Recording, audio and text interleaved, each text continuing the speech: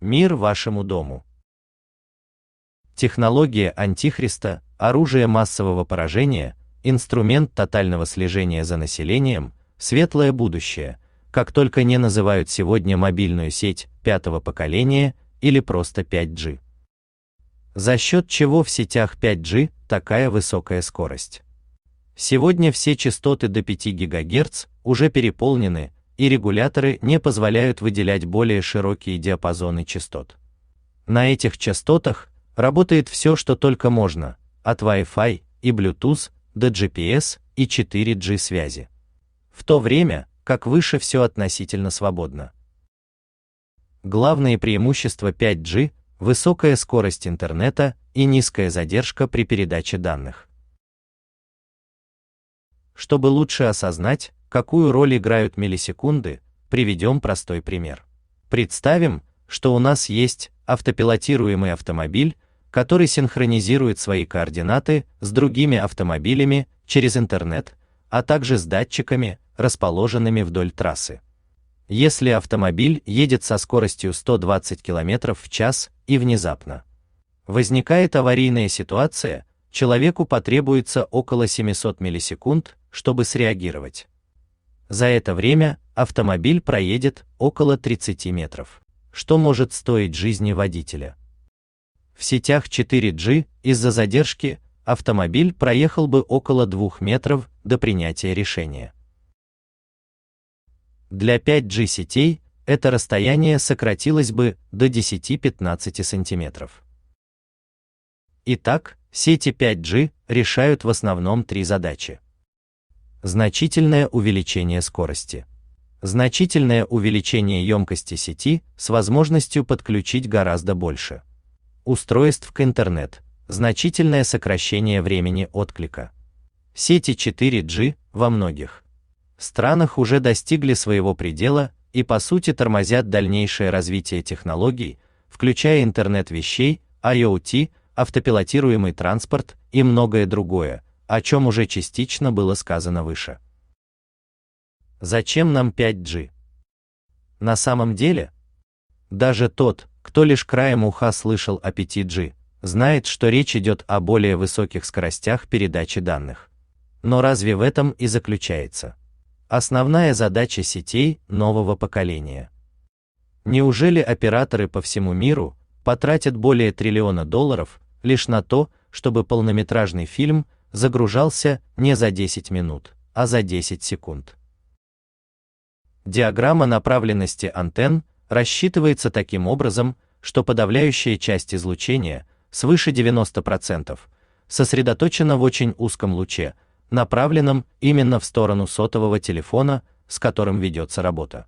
Даже при этом мощность излучения, приходящая от базовой станции, на порядке меньше мощности излучения от сотового телефона. Многие думают, что 5G опасно для организма человека, сейчас перечислю некоторые частоты, а там сами делайте выводы. На высоковольтном столбе частота от 50 до 60 Гц. Радиоприемник от 80 кГц до 100 МГц. Ноутбук от 1,6 до 3,5 ГГц. Телевизор от 40 до 260 МГц. Рентгеновская от 16 Гц до 20 кГц. Кондиционер до 24 кГц. Адаптер от телефона до 100 кГц. Светодиодная лампочка от 50 до 400 кГц. Рация от 1,6 МГц до 3,8 ГГц. Индукционная плита от 30 до 100 кГц. Системный блок до 3,5 ГГц.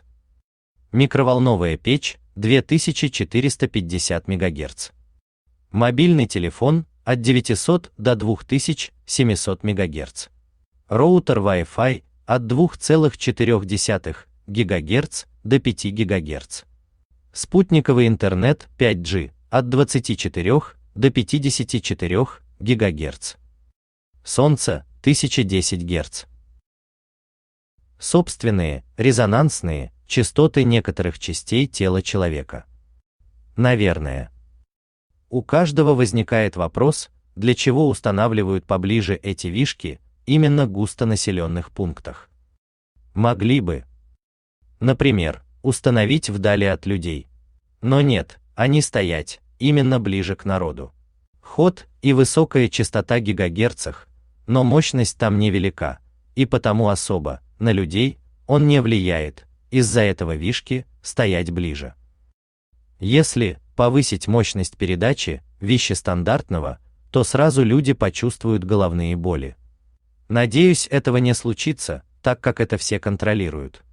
Из всех вещи перечисленных, на данный момент опасность представляет микроволновая печь.